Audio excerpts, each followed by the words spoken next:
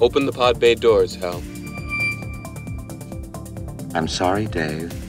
I'm afraid I can't do that. 50 years after Hollywood's futuristic portrayal of man's battle against computer, how is artificial intelligence working for us now? And what are the possibilities ahead? Hello and welcome to Plugged In. I'm Jim Malone, filling in this week for Greta Van Susteren. Science fiction such as the 1968 movie classic 2001: A Space Odyssey is rooted in identifying what is possible in the future. Artificial intelligence powers current space travel, along with guidance for everything from planes to trains to automobiles. And it's not just transportation. AI is making farmers plant and harvest more effectively and helping doctors deliver care with more precision and power. A few weeks ago, Greta talked to Brad Smith about the pros and cons of AI. He is president and chief legal counsel for Microsoft. That conversation coming up in a few minutes. But first, how artificial intelligence is changing the way many live and will live in Southeast Asia. VOA White House correspondent Patsy Widukuswara reports from the ASEAN conference in Singapore. Meet RoboCop. The police robot was designed to provide additional security at the ASEAN summit, but also highlights how Singapore is using technology to improve the quality of city living. The country pioneered the Smart Nation concept of sustainable and high-tech urban planning. My name is Emma and next to me is Ella, your robotic barista. Now American companies have the opportunity to work with Singapore and other countries in the region under the new Smart Cities partnership announced by Vice President Mike Pence at the US-ASEAN Summit. This effort will spur renewed American investment in the region's digital infrastructure, advancing prosperity and security in Southeast Asia. Smart city is a buzzword among ASEAN member countries as their population rapidly increases and urbanizes, creating multiple challenges ranging from traffic congestion, water and air quality, to digital security. The region sees the U.S. as a natural partner for the Smart Cities initiative. The U.S. is still the world's number one when it comes to softwares and very high-tech supplies. And so they would like to know how they can work with American companies, American partners. So apart from the elderly monitoring system, which lets me know you're safe at home, I'm going to get this personal alert button installed for you. Opportunities to grow the region's urban digital infrastructure range from apps that help keep citizens safe to payment mechanisms. You promised me a great-grandson, remember? When are you getting married? But some are skeptical on how much the U.S. can actually offer. Although the U.S. has its own challenges with infrastructure and technology and hasn't quite gotten to where Singapore is with its own success in that regard. United Nations data shows that 2/3 of the world's population will live in cities by 2050. As the chair of ASEAN, Singapore proposed the creation of a network of 26 smart cities in the region in April of this year. And being here in this tiny but innovative nation, it's easy to see why other Southeast Asian countries are eager to emulate Singapore's success. Patsy Widukuswara, VOA News.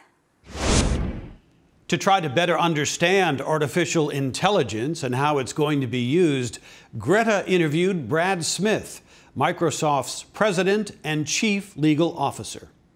Nice to see you and thank you for doing this. Thank you. Nice to be here. And it's particularly fun because we're both from the same town in Wisconsin. That's true. Okay, what is artificial intelligence? Well, fundamentally, it's the ability of computers to understand what's going on in the world and to reason and make decisions, not necessarily with human intervention. So you can think of it as the ability of computers to see, the ability of computers to hear, to match patterns, to reason with more data, and ultimately decide. You think about what it would mean to have an autonomous vehicle. Well, obviously that's mostly a computer driving a car, being able to visually understand what's going on around the world, and see a red light, know that it stops, see the light go green and know that it should go. And then you magnify that many times in terms of the kinds of decisions that computers potentially could make. So we have artificial intelligence now. Is that a form of artificial intelligence? We do have artificial intelligence. It's really actually around us in pieces, and I think that's one of the important things to recognize. You don't have to deploy artificial intelligence on a full-blown basis. You might be driving a car already that will have a warning light go out or on, or a sound if it detects a pedestrian walking into the street. If you use Spotify, you may have the playlist that appears every Monday morning that predicts songs that you would like based on songs that you liked a week ago. Netflix does the same thing with films.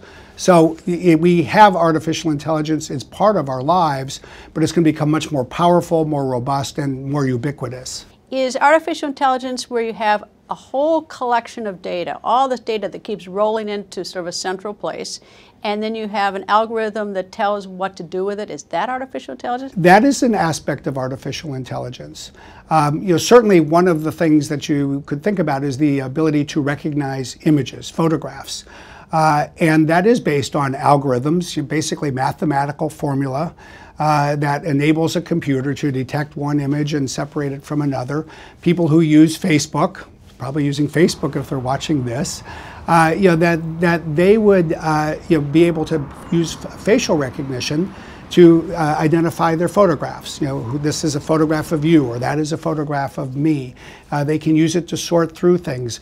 Computers now can tell the difference between the ocean and a mountain. And that is basically on algorithmic work, really going through a mountain of data and ultimately matching patterns and coming to the right conclusion. So I suppose the right conclusion depends on two things. One is the data that's supplied is correct and not biased. And number two, the algorithm doesn't have some sort of biased aspect as to how it evaluates the data. Is that? I think both of those things are true. I mean, there's obviously, as with all things in life, there's additional nuances, and an engineer would say, oh, you guys are talking at the 101 level. But both of the statements that you made, I think, are spot on. So there's some human element in it. It's not totally robotic, futuristic. There's some human element involved. I think that's a good way to think about it. We may entrust computers, if we want, to make certain decisions, but human beings are designing the system, they're collecting the data, they're defining the data set, they're doing the work to help fashion the algorithm. So ultimately, yes, humans are responsible in many, many ways for the output of the computer. More of Greta's interview with Brad Smith in a few moments, but we want to further explore some of the potential dangers posed by AI. Henry Ridgewell reports from London. Artificial intelligence has the power to change society. This algorithm is able to detect terrorist propaganda online with a 94% success rate, perhaps a vital tool in countering radicalization. Despite positive breakthroughs, there are potential dangers with AI, according to a new report. Automated hacking is identified as one of the most imminent applications of AI, especially so-called phishing attacks. So you can model someone's topics of interest or preferences, their writing style of a close friend, and have a machine automatically create a message that looks a lot like something they would click on. It's been less than a week. Programmers from the University of Washington last year built an AI algorithm to create a fake video of Barack Obama, allowing them to put any words into the former president's mouth. I visited with the families of many of the victims on Thursday, and one thing I told them is that they're not... You create videos and audio recordings that are pixel to pixel indistinguishable from real videos and real audio of people. There is much excitement over self-driving AI cars, with big tech companies alongside giant car makers vying to be the first to market. But there are downsides too. You can have a car that is as good or better at navigating the world than your average driver, but you put some stickers on a stop sign and it thinks it's a, go at 55 miles per hour. As long as we haven't fixed that problem, we might have systems that are very safe, but are not secure. AI use in warfare is widely seen as one of the most disturbing possibilities, with so-called killer robots and decision-making taken out of the hands of humans. You want to have an edge over your opponent by deploying lots and lots of sensors, lots and lots of small robotic systems, all of them giving you terabytes of information about what's happening on the battlefield. And no human would be in a position to aggregate that information, so you would start having decision recommendation systems. At this point, do you still have meaningful human control? There is also the danger of AI being used in mass surveillance, especially by oppressive regimes. The report authors stress the many positive applications of AI, but they hope many of the potential dangers can be preempted and say AI itself will likely provide many of the solutions. Henry Ridgewell for VOA News, London. In her interview with Microsoft's Brad Smith, Greta followed up on the issue of facial recognition used for mass surveillance. I don't want to be in some train station and have it scanning for my pictures and get my picture in a crowd. On the other hand, though, if there's a child kidnapper in the crowd, I want you to be able to identify the child kidnapper and find the child. So how do you reconcile that, you know, I don't want my privacy invaded, but I also want a helpful tool? Well, first of all, I think you've made a fundamentally important point, and I agree with it wholeheartedly. You know, technology, AI, has a lot of promise. It's going to create new benefits. It's going to help create jobs. And it's going to create challenges as well. At one level, it'll create jobs and it will destroy jobs as some jobs go away. But more broadly, I think there's a whole host of fundamental ethical questions that this technology raises. And we need to think about them in a broad-minded way. And facial recognition, I think, is to some degree the quintessential example of that in 2018. And I think you captured sort of both sides of the coin. You know, if there's a missing child, and your facial recognition with a camera can recognize her while she's going down the street, that's an amazing day for her and her parents. But if it's making the wrong decisions based on bias, or if it is being used by authorities in an authoritarian country to basically capture the images of everybody who might be turning out at the city square to protest a government that's not democratic, that's not a good day. And so ultimately, our view would be that just as no person and no government and no company should be above the law, no technology should be above the law either. We're going to have to create ethical principles and ultimately laws so that societies can decide how they want this technology to be used. You know, all right, I want to talk, that's a good lead into what I want to talk to you about, is the Artificial Intelligence for Humanitarian Action. That's Microsoft. What is that? It's a program that we announced today. It's a $40 million commitment. And what we're doing is providing financial assistance, technology, AI and data technology, and expertise to work with nonprofits around the world, as well as the UN and governments, to address 4 big humanitarian needs. The needs of children, the needs of refugees and displaced people, the needs to respond to disasters, and the protection of human rights. And in each of these areas, we think AI can be a game changer. To give you just one example, there was an announcement yesterday with the World Bank. Technology companies are coming together to use data to predict more quickly where there is going to be a famine. So don't we already have something like that? I mean, when I go on television, I turn on the Weather Channel, I realize it's much less sophisticated, but it says to me that a certain part of the world is not going to have any rain or any water. Don't I already have a little bit of that, and artificial intelligence sort of just, improves it or makes it better or makes, gives me faster information? I think there's something to what you're saying, but the people who have analyzed the outbreak of famine, meaning not just a food shortage, but a food shortage that say nonprofits were not able to meet, resulting in actual starvation, it turns out that there's 8 or 10 different variables that contribute to it. And so once you get into the world of trying to analyze multiple things simultaneously, you do find yourself in a sphere where computers actually can be of fundamental assistance. But I think as with all things, progress is incremental. We're not actually going from, oh, we can't think about this at all, to now it's being solved. This is going to help groups that actually have a lot of expertise in addressing many fundamental problems do it better. And faster. And faster. And faster, because if with this model, at least as you describe it, I think that I'll probably learn about the famine, much sooner than I will when the storm doesn't show up or whatever it is. That's absolutely the goal. That's absolutely the goal, to enable nonprofits to move faster to get food to where it needs to be. Then, of course, we need people to give the food or the nonprofits to respond, and I guess that's where you want the UN in part to be aware, to do some. One of the reasons why you're probably here. Yes, exactly. Spotlight on it. Yeah, the UN, and it is one of the reasons that I'm here in New York.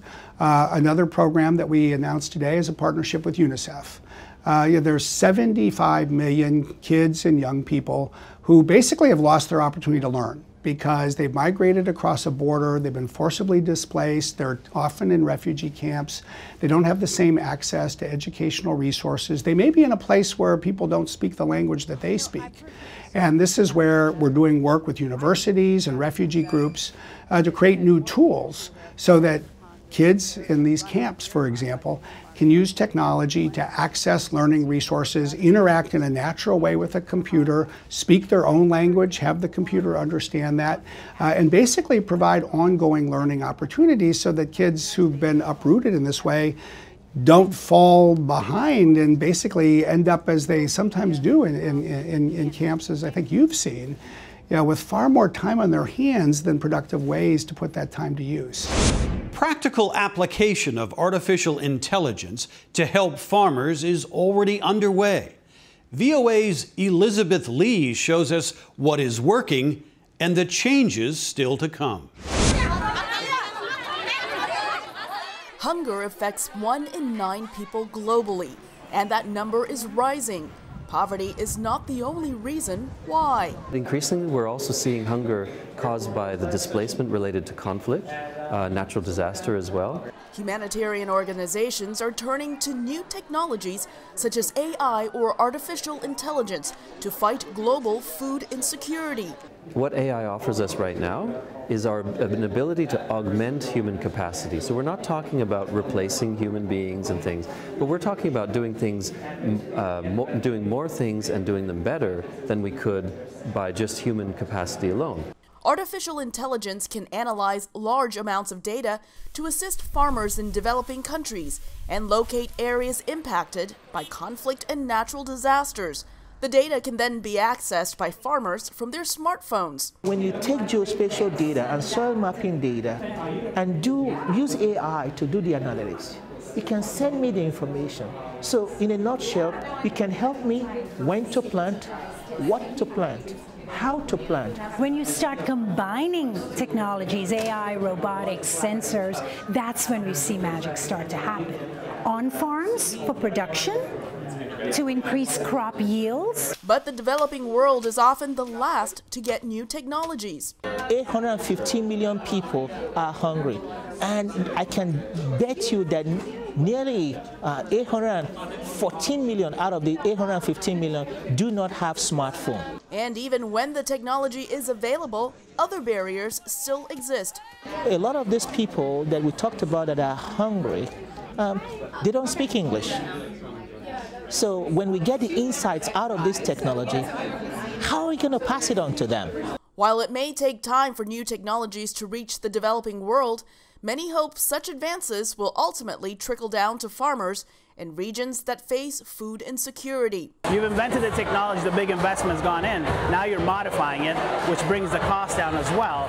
So I think 3 to 4 years maybe, we'll even have some of the things we have here being used there as well. Those working in humanitarian organizations say entrepreneurs must look outside their own countries to adapt the new technologies to combat global hunger. And farmers will need to be trained so they can harness the power of artificial intelligence to help feed the hungry in the developing world. Elizabeth Lee, VOA News. Perhaps the area where artificial intelligence is making the most positive impact is in medicine, where there is hope a cure for cancer can be found amid the algorithms. Again, here's Greta and Microsoft's Brad Smith.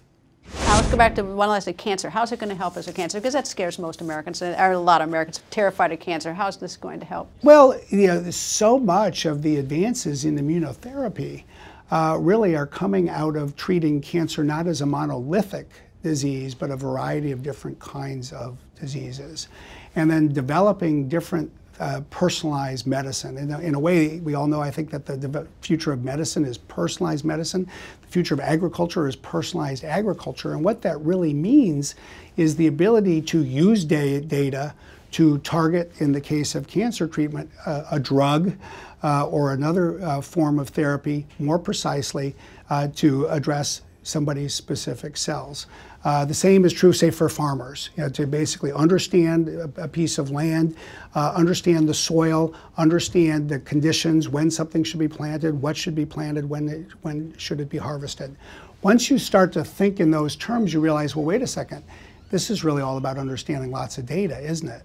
And it's about using these algorithms, as you were saying, to be able to match patterns, to be able to identify and target treatments. So a lot of the most recent advances in immunotherapy, for example, in the world of cancer treatment, actually are already building on artificial intelligence, and there's every reason to believe that that is going to continue and accelerate. Benefits from artificial intelligence are being felt all across the medical field. VOA's Carol Pearson shows us how the pace of technology provides big improvements in smaller packages. Imagine if we still used dial-up telephones. Aideen Babakani, an engineering professor at the University of California in Los Angeles, says that's the equivalent of what people with traditional pacemakers are using. Pacemakers use a very old technology. They still use wires. They still use batteries, and they're still bulky and large. Babakani is working to update that technology with Dr. Mehdi Rezavi at the Texas Heart Institute in Houston. They envision a system of tiny chips that will pace and defibrillate the heart.